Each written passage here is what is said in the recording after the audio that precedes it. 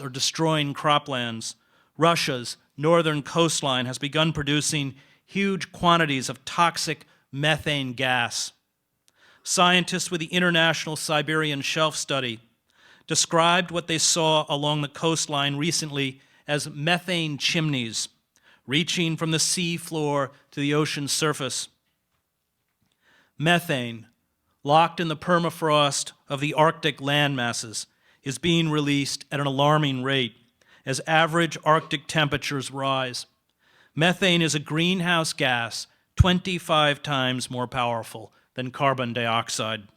The release of millions of tons of it will significantly accelerate the rate of global warming. The continued release of large quantities of methane, some scientists have warned, could actually asphyxiate the human species. But even in the face of this crisis, the oil and gas industry, along with the coal industry, have blunted any serious environmental reform. Profit comes before the urgent task to save the ecosystem on which human life depends. Our working class, which has desperately borrowed money to stay afloat as real wages have dropped, now face years, maybe decades, of stagnant or declining incomes without access to new credit. The national treasury is being drained on behalf of speculative commercial interests. The government, the only institution citizens have that is big enough and powerful enough to protect its rights, is becoming weaker, more anemic, and increasingly unable to help the mass of Americans who are embarking on a period of profound deprivation. We have been borrowing at the rate of more than $2 billion a day over the last 10 years. And at some point, it has to end.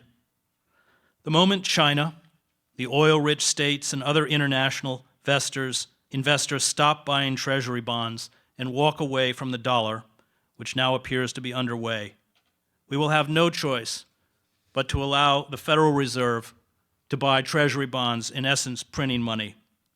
And at that point, our currency will become junk. Inflation will rocket upward, and we will become Weimar Germany. A furious and sustained backlash by a betrayed and angry populace, one unprepared emotionally, intellectually, and psychologically for collapse, will sweep aside the Democrats and most of the Republicans. It was the economic collapse in Yugoslavia that gave us Slobodan Milosevic. It was the Weimar Republic that vomited up Adolf Hitler. And it was the breakdown in Tsarist Russia that opened the door for Lenin and the Bolsheviks. A cabal of proto-fascist misfits, from Christian demagogues to loudmouth talk show hosts, who we naively dismiss as buffoons, will find a following with promises of revenge and moral renewal. There are powerful corporate entities, fearful of losing their influence and wealth, arrayed against us.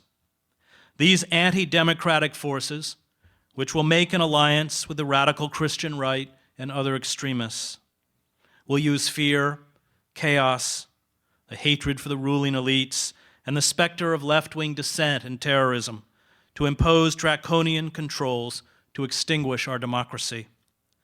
And while they do it, they will be waving the American flag, chanting patriotic slogans, promising law and order, and clutching the Christian cross. Totalitarianism, George Orwell pointed out, is not so much an age of faith, but an age of schizophrenia. A society becomes totalitarian when its structure becomes flagrantly artificial, Orwell warned. That is, when its ruling class has lost its function, but succeeds in clinging to power by force or fraud. And force is soon all our elites will have left. And yet, mass culture assures us, even in the midst of catastrophe, that if we close our eyes, if we visualize what we want, if we have faith in ourselves, if we tell God that we believe in miracles, if we tap into our inner strength, if we grasp that we are truly exceptional, If we focus on happiness, our lives will be harmonious and complete. This cultural retreat into illusion, whether peddled by positive psychologists, Hollywood, or Christian preachers, is a form of magical thinking. It turns worthless mortgages and debt into wealth. It turns the destruction of our manufacturing base into an opportunity for growth. It turns alienation and anxiety into a cheerful conformity.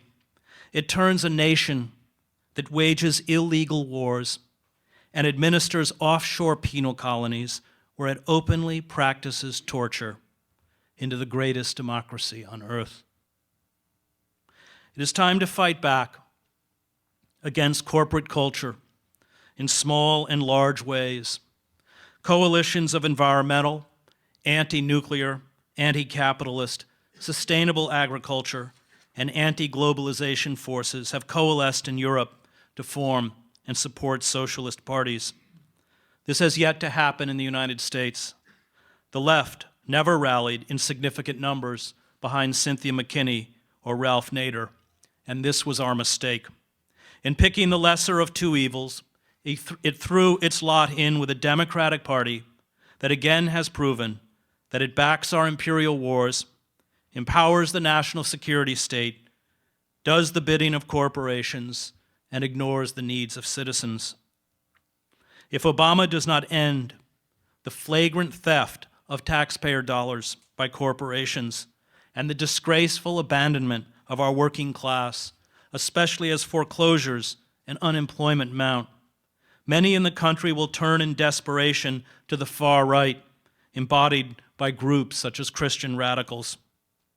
The failure by progressives to offer a democratic, socialist alternative, the only alternative remaining that can save our open society, to openly make war on corporate power, to continue to back the Democratic Party, will mean there will be, in the eyes of many embittered and struggling working and middle-class Americans, no alternative but a perverted Christian fascism. I spent 2 years traveling the country to write a book on the Christian right called American Fascists, the Christian Right, and the War on America.